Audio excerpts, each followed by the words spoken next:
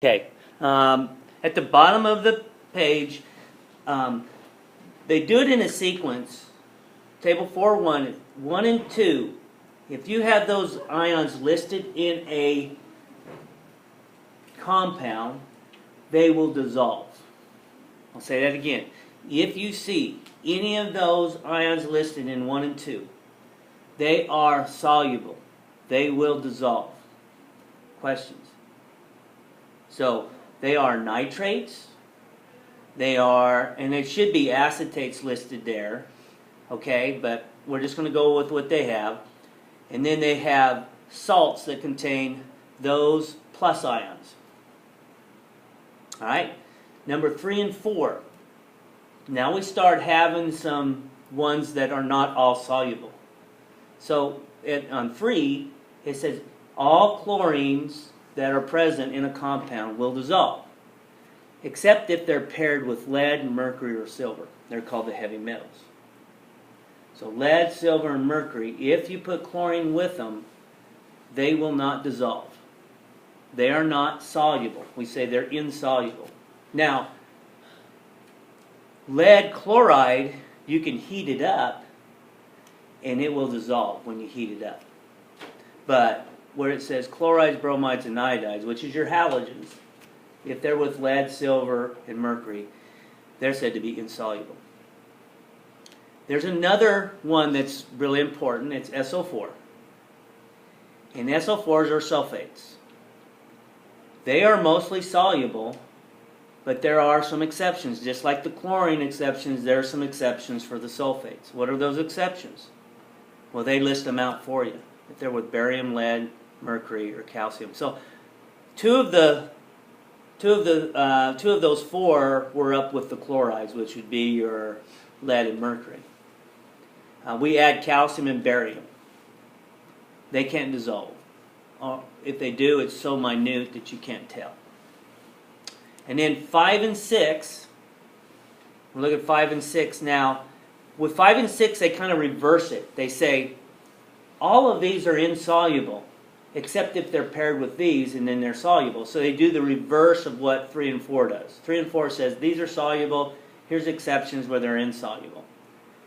But 5 and 6 says, these are insoluble, and here are the exceptions. Okay? So what I'm going to do is I'm going to give you like 7. And you just have to tell me, and this is something you have to be able to get 100% on when you do, because this is really basic. You just look at the table, interpret the table, see what you have, and then decide, will that dissolve? If it does dissolve, you write an AQ. So anything that will dissolve, we're going to act like we put it in water already. We stirred it up, and it either disappeared or it fell to the bottom. If it fell to the bottom, it's insoluble, and we call it a solid. If it mixed up, we say, just like any solution, mixes up, it's aqueous. So these are the ones I'm going to give you. You look on that list and see if you can find them, and then tell me if they're soluble or not.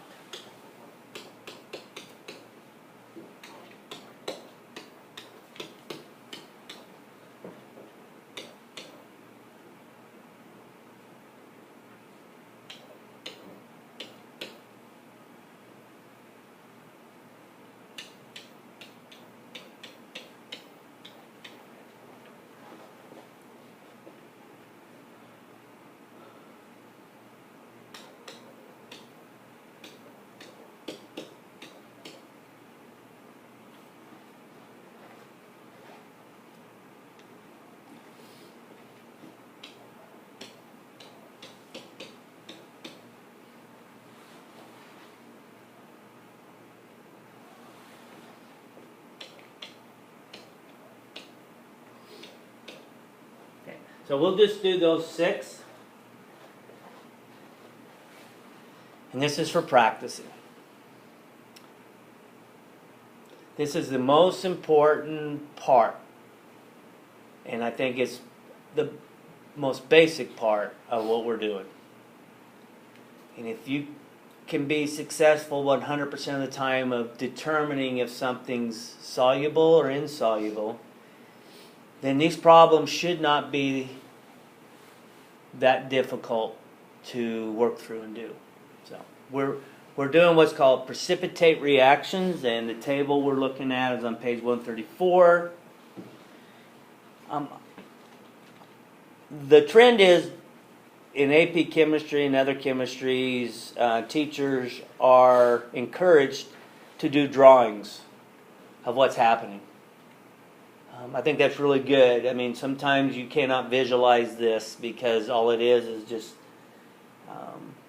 symbols put together, and you really are not connecting the idea of what's actually happening in the molecular level within a solution. So we definitely want to show some pictures, and you guys don't have to draw the pictures. If you want to, you can, but it's more for kind of showing what's going on. So give you another minute on those, and then I'll give the answers, and if there's any that you did not get the right answer, then you can ask. Now, this is a small sample size, so I'm not going to give you 20 or 30 of these to do, because we'll do enough of them when we start writing out the chemical reactions. So we're going to start writing out chemical reactions, and this is called double displacement reactions, is what they call it in the book, and we are called precipitate reactions, and it precipitates a solid being formed when we put two solutions together. So that's kind of what we're doing on 133. It's kind of lengthy through 136, and then we get into acids and that. I guess it's one. I think it can go through about 4-7. So it'll be 4-5 through 4-7. Question? Yes. So if it's soluble, we put AQ, but if it's insoluble, do we put solid then? Yeah, because it's still in the solid form. It hasn't changed any. If you put it in water, trying to mix it up, it falls to the bottom and it stays a solid. So it's still in the solid form. Might be wet, but the molecules themselves are in a solid form.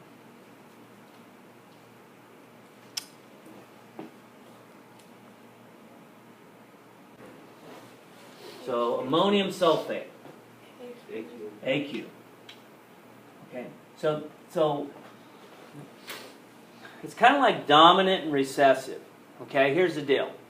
If you've got one or two, you have any of those ions listed anywhere in the formula, it is always AQ. It dominates.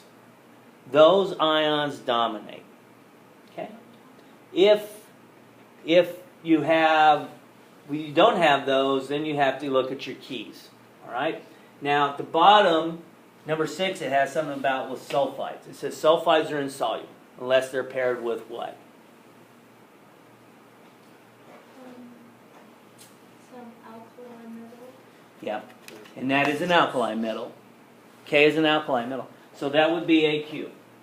If you put solid down, you're not looking far enough. You're saying, okay, I see the sulfate, I'm going to put a solid down.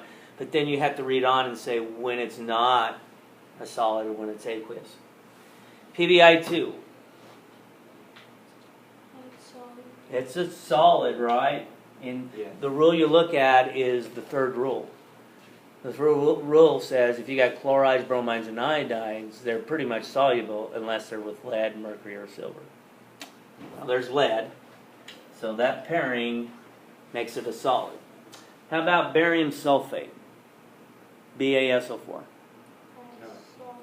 That's a solid, right? Because it actually says BaSO4 is insoluble. Okay?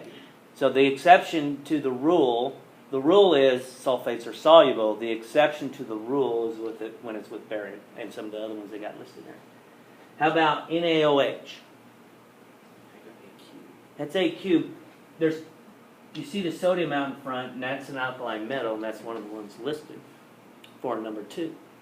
So that's why it's aqueous. You can also look under the OHs, because the other OHs, it says these are insoluble, and it's not one of those, so it's AQ. And then calcium carbonate. That's solid.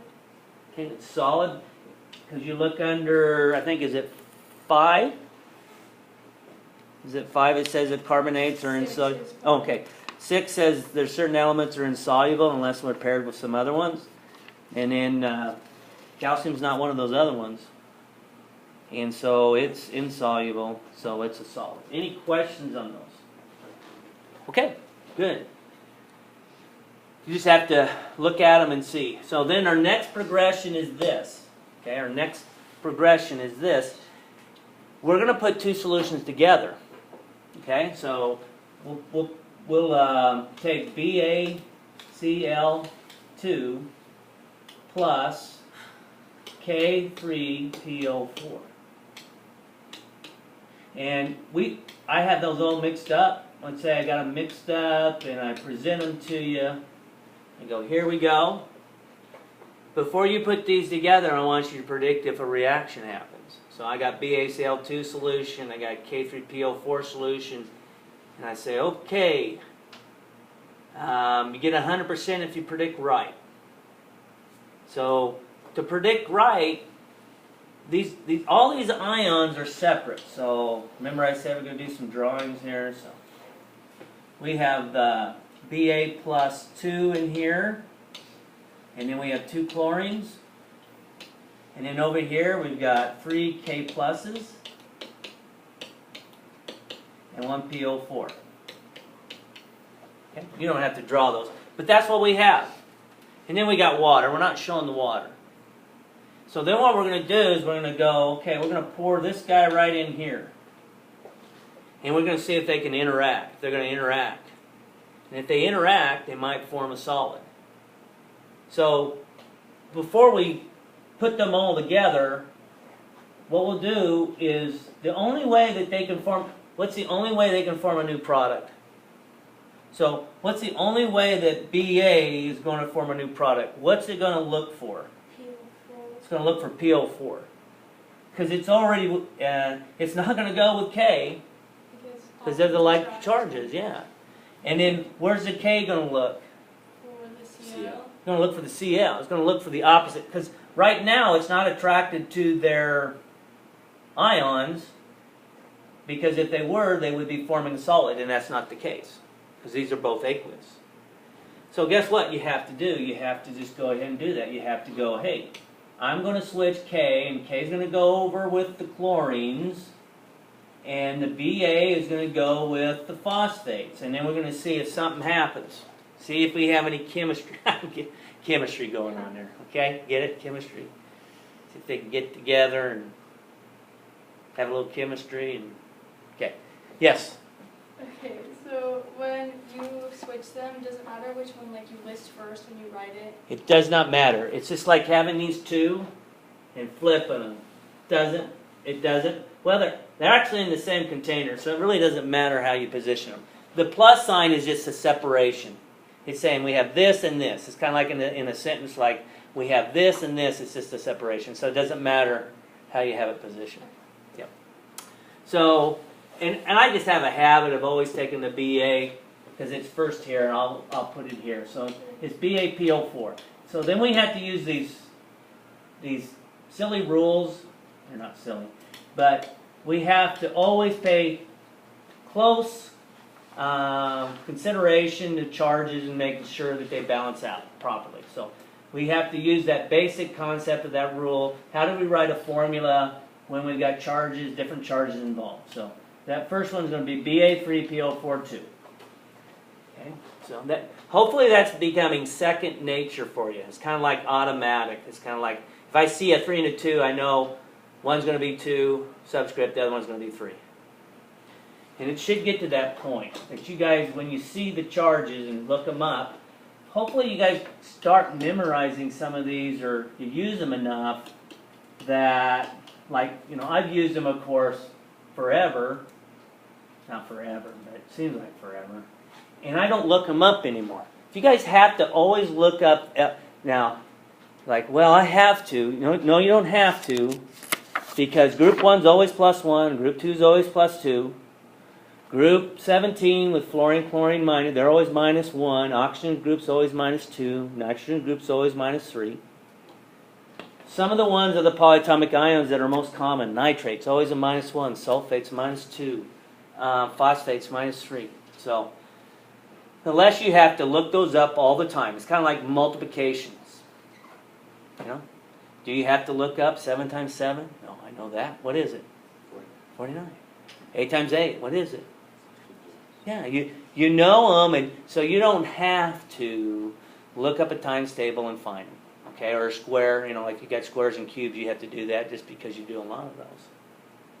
That wouldn't be any different in chemistry. So I would encourage you to maybe to practice that, not to look them up all the time and then just double check yourself. Like, hey, I'm going to practice. I'm going to see if I get this right and do them and then look them up. And it wouldn't take much to check your answer on those. So now we've got these two together. Let's don't worry about balancing right now. Balancing is something we can do at the very end. And now what we want to do is we want to predict if this reaction happens or not. So does the reaction happen? Well, it happens only if a solid's made.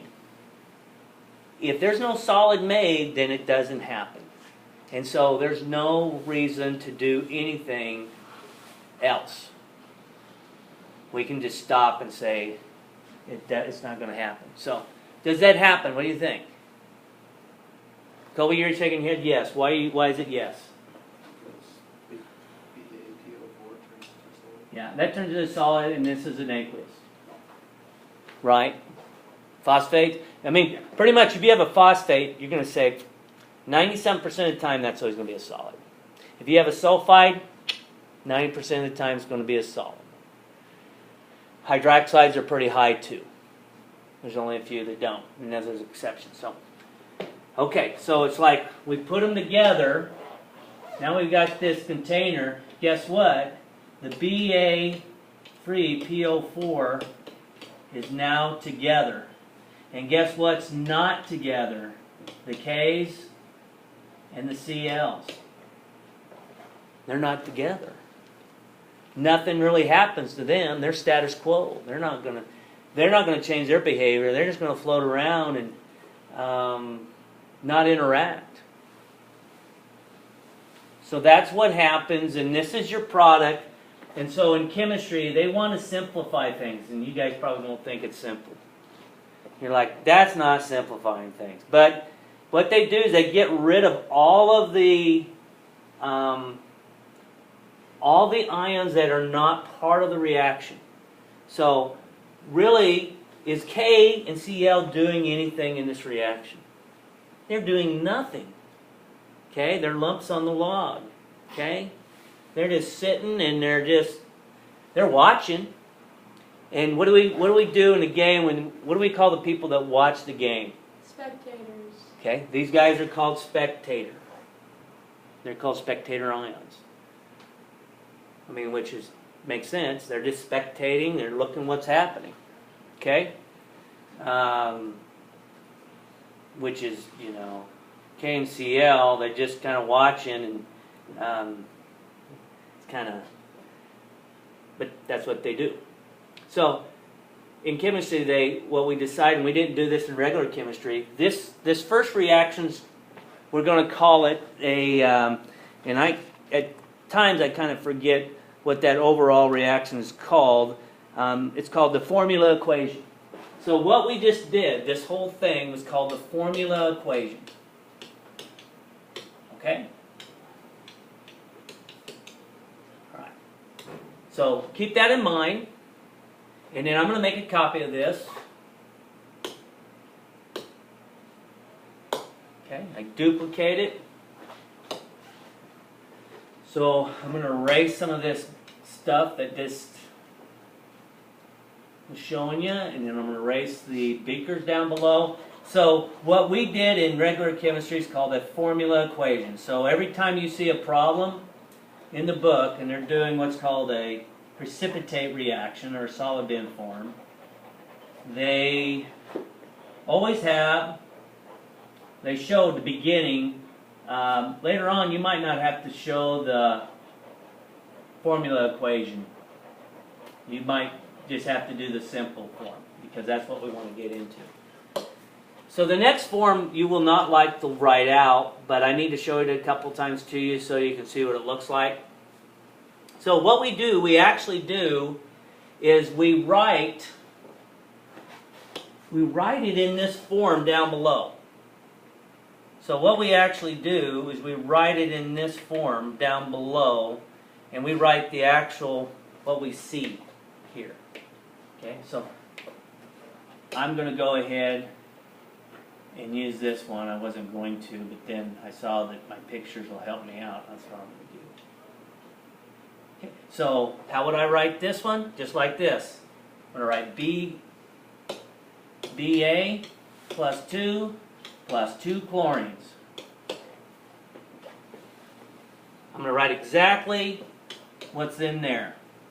The next thing I'm going to do is I'm going to write what's in the second beaker, which is 3K plus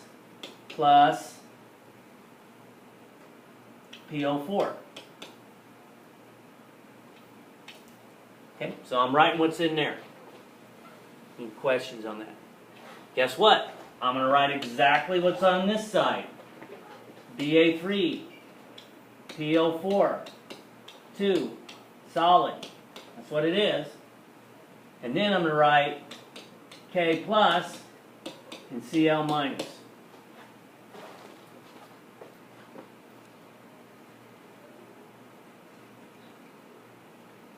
The only thing that I didn't do, I didn't balance it. But I'm not real big on the balancing till, we get the final answer, we'll balance that out. What I should do is I should show you it being balanced, but for now we're going to do it with unbalanced just to kind of show you. I didn't want to put all those ions in there. So now this is called the complete ionic reaction. So in your book it'll show you what the actual beaker looks like before and after. Okay? And so this is called the complete ionic reaction.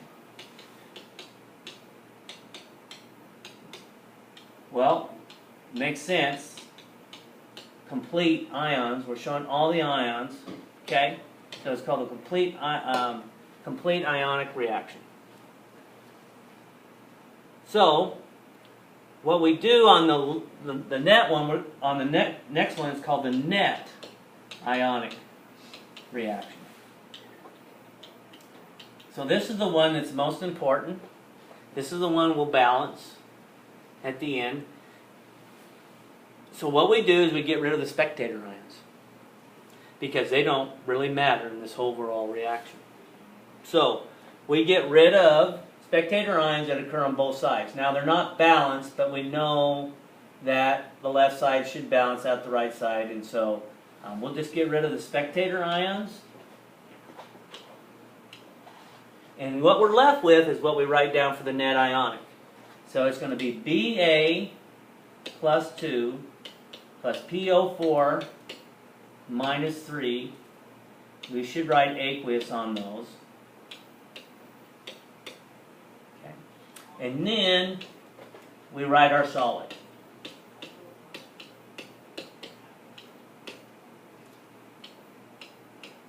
And then we balance it.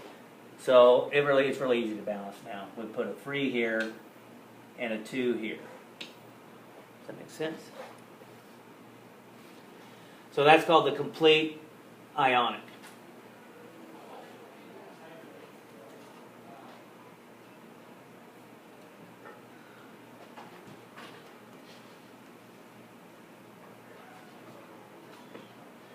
So you guys are used to doing the formula equation, and that's just without showing ions. The next one, we show what the ions look like in the solution on both sides. If there's a solid form on one of the sides, we keep it together. And then the net ionic, we get rid of the spectator ions. And we know the spectator ions are the ones that occur on both sides. So I'm going to give you 3 to do for tomorrow. Okay? I'm just going to give you 3 to do, and I want you to show every step. The formula equation, the complete ionic, and the net ionic.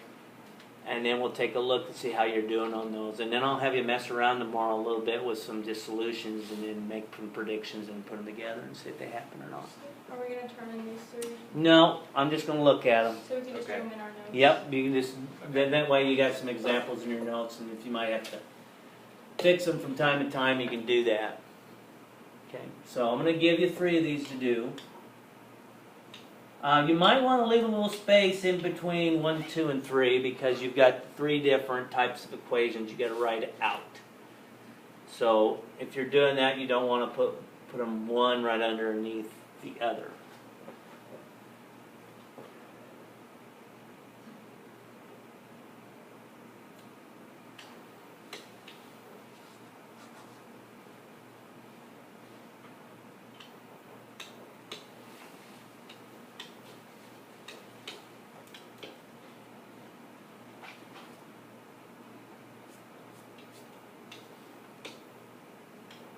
So we don't have to balance it until the net ionic reaction? Well,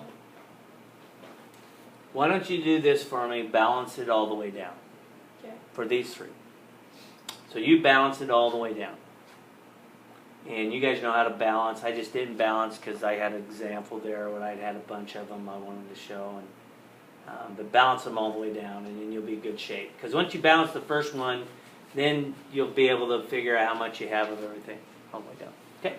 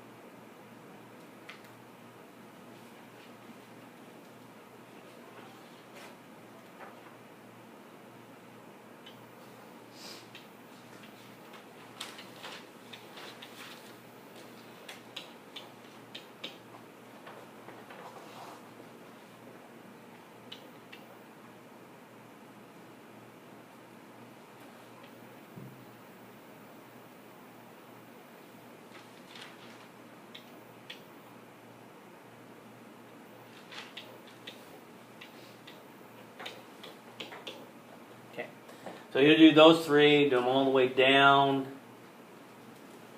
and then we'll see what your results are on that. So.